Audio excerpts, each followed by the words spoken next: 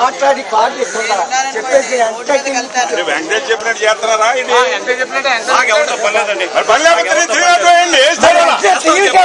ఎప్పుడైతారో రాత్రి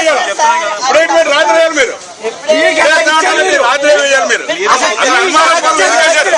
కొట్టడం చనిపోయాడని చెప్పి విలేకరులకు ఫోన్ చేయాలి ఎలక్ట్రానిక్ మీడియా కంపెనీ ఫోన్ చేయండి డిపార్ట్మెంట్ సాగిదేట ఏముంది ఎఫ్ఐఆర్ అలా కాదు పోస్ట్ మార్టం రిపోర్ట్ లో వేరే వచ్చిందని తీసేస్తారు కేసు అనుమానాస్పదం మనకు తెలియదా ఖచ్చితంగా రావాల్సిందే పోలీసులు ఉన్న ఆర్ఎంపీ డాక్టర్లు అందరూ వచ్చి చూసారా లేదా శవాన్ని అక్కడ చచ్చిపోయినాడు కదా మనిషి ఇంకా చచ్చిపోయాడు వెంకటేష్ వచ్చాడు అయిపోయింది టీవీకి ఇచ్చేసి హాస్పిటల్ టీవీకి ఇచ్చేసారు అంతా రాకుండా చేయండి పొరపాటు అనుమానాస్పదం అనేది వేయకూడదండి డైరెక్ట్ గా అయిపోయారు టైం పెట్టండి పంచనామా చేయాలి కేసులోనే అడిగారా అవును సార్ ముందు ఎఫ్ఐఆర్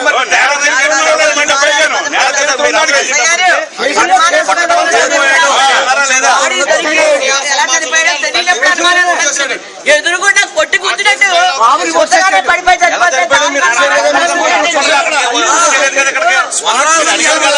మీరు అడిగినప్పుడు పెట్టాలి కదా ఇతను అరెస్ట్ చేయకూడదు కదా స్టేజ్ లో పెట్టారు మనస్పదం ఉన్నప్పుడు అతను ఎందుకు పెట్టారు స్టేజ్ లో అది వదిలేయండి అతను కూడా అందులో పెట్టకూడదు ఐడెంటిఫై చేయనప్పుడు అతను ఎందుకు పెట్టారు పెట్టండి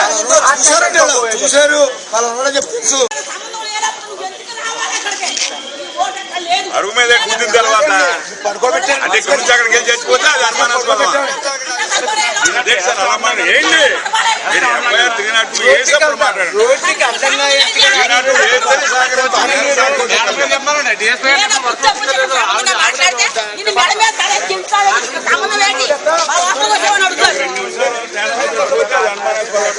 అదే కారణంగా నీకు ఆ బూతుగా సంబంధం లేనప్పుడు తెచ్చుకొచ్చావని అడుగుతా సరిపోరా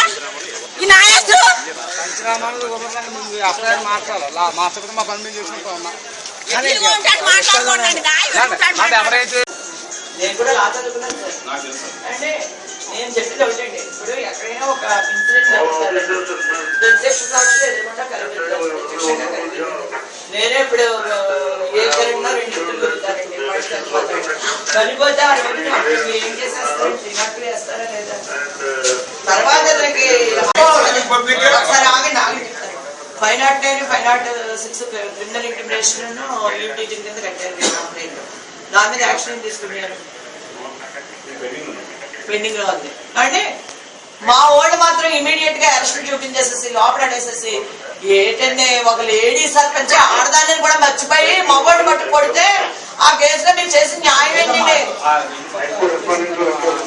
2 పక్కల అరెస్టే ఉందండి. ఆ వెంకటరావు వచ్చాడు